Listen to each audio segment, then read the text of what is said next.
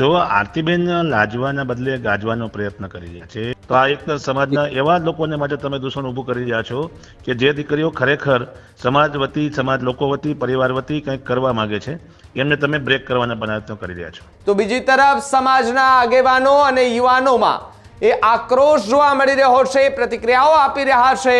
આ મુદ્દે Patidar આગેવાનની social media પર એક પોસ્ટ ફરતી થઈ છે. આરતીની સલાહ એ સમાજને જરૂર ન હોવાની વાત બામણિયાએ કરી છે.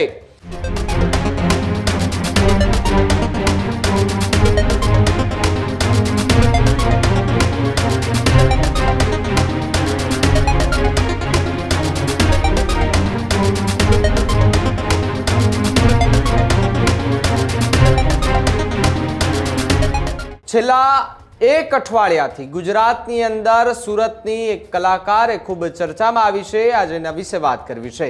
સુરતની સિંગર આરતી સાંગાણીને લઈને સૌથી મોટા સમાચાર અત્યારે મળી રહ્યા છે. આરતી સાંગાણીએ પ્રેમ લગ્ન કરતા ચર્ચાનો વિષય બન્યો છે. આરતી સાંગાણી કે જેમણે તબલા વાદક સાથે પ્રેમ લગ્ન કરતા હાલ સોશિયલ મીડિયા પર આરતીને ટ્રોલ જે છે તે કરવામાં આવી રહી છે. તો બીજી તરફ સમાજના આગેવાનો અને યુવાનોમાં એ આક્રોશ જોવા મળી રહ્યો છે, પ્રતિક્રિયાઓ આપી રહ્યા છે.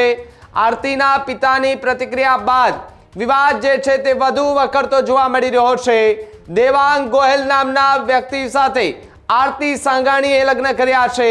આ મુદ્દે પાટીદાર આગેવાનની સોશિયલ મીડિયા પર એક પોસ્ટ ફરતી થઈ છે. પાટીદાર આગેવાન દિનેશ બામણિયાની પોસ્ટ જે છે તે વાયરલ થઈ રહી છે. આરતીની સલાહ એ સમાજને જરૂર ન હોવાની વાત બામણિયાએ કરી છે. પોતાના માતા પિતા અને પરિવારનું વિચારે એવી વાત દિનેશ બામણિયાએ કરી છે. મહેનત મજૂરી કરી આજે બોલવા લાયક બનાવી તે પણ વાત આરતીએ ધ્યાનમાં રાખવી જોઈએ તેવી વાત દિનેશ બામણિયાએ કરી છે. એ માતા પિતાએ કલાકાર બનવાની ના પાડી હોત તો આજે અહીંયા આ સ્ટેજ સુધી આરતી ન પહોંચી શકી હોત. માતા પિતાનો પ્રેમ એ શું પ્રેમ નથી તેવી વાત દિનેશ બામણિયાએ કરી.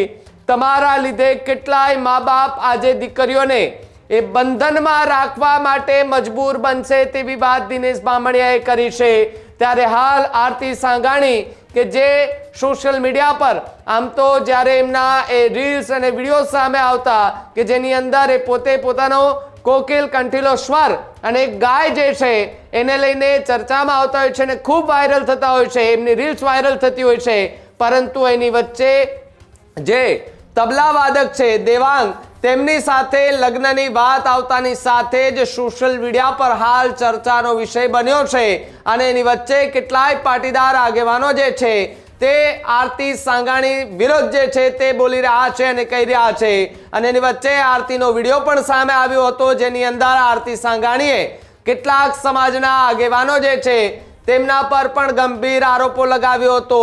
સાથે જ આરતી સાંગાણી જે છે તેમણે એમના ઇન્સ્ટાગ્રામ એકાઉન્ટ પર એ વિડીયો પણ પોસ્ટ કર્યો હતો જેની અંદર દેવાંગ ગોયલ પણ સાથે હતો અને સાથે જ જીવન સાથી તરીકે એ સંબોધન પણ જે છે તેમણે કર્યું હતું. એ વાત કરી હતી આરતી સાંગાણીની સલાહ એ સમાજના લોકોને જરૂર ન હોવાની વાત દિનેશ બામણિયા જે છે તેમણે પોતાના સોશિયલ મીડિયા પ્લેટફોર્મ પર પોસ્ટ કરી અને લખ્યું છે. ત્યારે દિનેશ બામણિયાએ ન્યૂઝ રૂમ સાથેની વાતચીતમાં આરતી સાંગાણી પર પણ ગંભીર આરોપ લગાવતા શું કહ્યું હતું, સાંભળીએ દિનેશ બામણિયાને. મારી સાથે વાત કરવા માટે પાટીદાર આગેવાન દિનેશભાઈ બામણિયા જોડાયા છે. દિનેશભાઈ, સ્વાગત છે ન્યૂઝ રૂમ પર. જી નમસ્તે. દિનેશભાઈ, જે રીતે આરતી સંઘાણી પાટીદાર સમાજની એક દીકરી કે જેમણે પ્રેમ લગ્ન અને મૈત્રી કરારની જે ચર્ચા હતી એની વચ્ચે એમનો પણ એક વિડીયો આવ્યો છે અને એમણે પણ સમાજના આગેવાનોને એક વાત કહી છે, તેને લઈને તમે પણ એક સોશિયલ મીડિયા પર પોસ્ટ કરી છે. કેવી રીતે જુઓ છો? જો આરતીબેન લાજવાના બદલે ગાજવાનો પ્રયત્ન કરી રહ્યા છે. જેમની સાથે એમના લગ્નમાં અથવા ભાગવાની જે બનાવ બન્યો છે એમની ઉંમર પણ હજી લગ્નને લાયક નથી. જે ભારતના બંધારણમાં 21 વર્ષે લગ્ન કરવાની જોગવાઈ કરવામાં આવી છે એમાં પણ જે વ્યક્તિને લગ્નની ખબર નથી એની સાથે તમે છેતરપિંડી કરીને આજે ભાગી રહ્યા છો. ત્યારે બીજી વાત એ છે કે એમણે કીધું કે બળાત્કારની ઘટનાઓ ગુજરાતમાં નહીં, ભારતના સમગ્ર કોઈ પણ સભ્ય સમાજ હોય, કોઈ પણ સમાજ હોય, એ સમાજમાં ક્યારેય પણ બળાત્કારની ઘટનાઓને ક્યારેય પ્રોત્સાહન આપવામાં આવ્યું નથી. એની હંમેશા નિંદા અને વિરોધ થયેલો જ છે. તમે જે સમાજના માતા પિતાને તરછોડીને માતા પિતાની આજની સુધીની મહેનતને તમે પ્રેમમાં નથી કાઉન્ટ કરતા, તમે એક જ વ્યક્તિને પ્રેમમાં કાઉન્ટ કરી રહ્યા છો. એટલા માટે મારો આ સવાલ છે. અને આવી તમે જે માતા પિતા દીકરીઓને પાંખો આપે છે, દીકરીઓને પોતાના સપના પૂરા કરવા માટે પોતે પેટે પાટા બાંધીને મજૂરી કરીને દીકરીઓને ભણાવવા નથી માંડીને તમામ વસ્તુ કરી રહી છે, ત્યારે આવા બનાવોથી જે મા બાપો દીકરીઓને પ્રોત્સાહિત કરતા હશે એમના મનમાં પણ એક શંકા ઊભી થશે કે શું મારી દીકરીને હું ભણાવી ગણાવીશ અને એ પણ ભાગી જશે. એટલે આ બધી જે બિચારી જે દીકરીઓ અત્યારે નાની ઉંમરમાં છે, જે દીકરીઓ પોતાના કંઈક સપના સેવી રહી છે, એના માટે આવા કિસ્સાઓ મા બાપ માટે પણ પડકારરૂપ બનતા હોય છે, જેને લઈને ઘણા બધા એવા બનાવો દરેક સમાજમાં બને છે કે મા બાપ હવે એમને સમયસર લગ્ન કરી દેવા, અમુક જગ્યાએ ના મોકલવી, અમુક વિષયોમાં એને આગળ ના વધવા દેવા, એવા પ્રકારના બંધનો પણ મા બાપ આવા બનાવવાના લીધે લેવા લાગ્યા છે. તો આ એક સમાજના એવા લોકોને માટે તમે દૂષણ ઊભું કરી રહ્યા છો કે જે દીકરીઓ ખરેખર સમાજ વતી, સમાજ લોકો વતી, પરિવાર વતી કંઈક કરવા માંગે છે, એમને તમે બ્રેક કરવાના પ્રયત્નો કરી રહ્યા છો.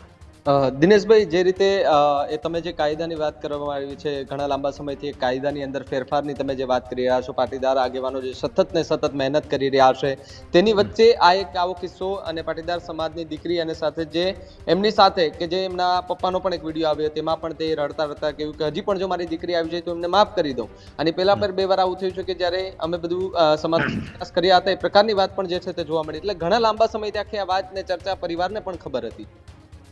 ના, હું આપને એ જણાવવા માંગીશ કે આ આરતી સાંગાણીના બનાવના લીધે અમે કોઈ માંગણી નથી કરી રહ્યા. રોજબરોજના રીતે જે જાહેર જીવનમાં જે બનાવો બની રહ્યા છે, લોકો અમારી પાસે લઈને ફરિયાદો આવી રહ્યા છે અને એમાં જે છેતરપિંડીઓ થઈ રહી છે, ખોટા કાગળો બતાવવા, ખોટી રીતે દીકરીને બગાડી જવી, હજી 18 વર્ષનો એક દિવસ થાય અને દીકરીને બગાડી જવી, આ તમામ બનાવોને રોકવા માટેની આ એક વ્યવસ્થા છે.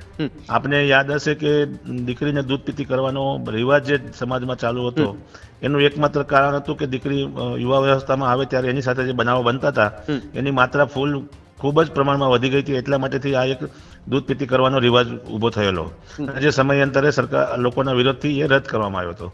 એવી જ રીતે અત્યારે દીકરીઓને સાચવવા માટેનો, દીકરાને જન્મ આપવા માટેનો, દીકરીને ભણાવવા માટેના જે બનાવોમાં અડચણરૂપ થઈ રહ્યા છે, એ માતા પિતાની ઈચ્છા વગર, માતા પિતાની જાણકારી વગર, માતા પિતાને અંધારામાં રાખીને જે દીકરીઓ ભાગી રહી છે, એમના માટે આ કાયદો લાવવાની વાત અમે કરી રહ્યા છીએ.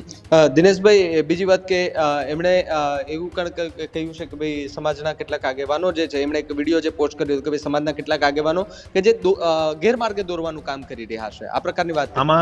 આમાં ગેરમાર્ગે દોરવાનો વાત સમાજ નથી કરી રહ્યો. વ્યક્તિ પોતે પોતાના માતા પિતાને ગેરમાર્ગે કરવાનો જે નિર્ણય છે એ લીધો છે અને માતા પિતા ખુદ દુઃખી વેદના સાથે કહી રહ્યા છે કે અમે આવું નહોતું ધાર્યું કે અમારી દીકરી આવું કરશે. એટલે સમાજ કોઈ ગેરમાર્ગે કોઈને દોરતો નથી. હંમેશા તમે વ્યક્તિઓ પોતાના સ્વાર્થ માટે તમે આજે સમાજને દોષિત ગણી રહ્યા છો. એટલે જ મેં પોસ્ટ કરી છે કે તમારે સમાજને કોઈ સલાહની જરૂર નથી. તમે તમારા માતા પિતાને સાચવો. તમારો માતા પિતાનો પ્રેમ પણ પ્રેમ જ છે. તમે એક વ્યક્તિના પ્રેમને મેળવવા માટે તમે આજે તમારી ઉપર 20 વર્ષથી જે વિશ્વાસ કરેલા પરિવારોએ, જેણે તમને જન્મ આપ્યો છે, જેમની સાથે તમારી જવાબદારી છે દીકરી તરીકેની, એ તમામ તમે ભૂલી અને ફક્ત એક જ દોષના કારણે તમે આગળ આખા સમાજને દોષ આપી રહ્યા છો. કારણ કે તમે જે પસંદગીનો રસ્તો પકડાયો છે એ બીજું પ્રેમ કરવો કે લગ્ન કરવો એ કોઈ ખરાબ વાત નથી અને અમે પ્રેમ લગ્નનો ક્યારેય પણ અમે વિરોધ કર્યો પણ નથી. અમે એ કહ્યું છે કે પ્રેમ લગ્નના નામે થતી છેતરપિંડીઓ માતા પિતા અને પરિવારો સાથે વાતચીત કરીને તમારે આ વસ્તુના ઉકેલ લાવવા જોઈએ, ચાહે જ્ઞાતિ કોઈ હોય, આંતરજ્ઞાતિ હોય કે બહારની જ્ઞાતિ હોય. દિનેશભાઈ, છેલ્લો મારો આપણો એ સવાલ છે કે આપણે એક પાટીદાર આગેવાન છો, ઘણા લાંબા સમયથી તમે એક કાયદાની અંદર ફેરફારને લઈને લડત પણ લડી રહ્યા છો. એની વચ્ચે એમના પિતાની જે પ્રતિક્રિયા આવી હતી, તે પિતાની એક પ્રતિક્રિયા જે છે તે કેવી રીતે જુઓ છો તમે?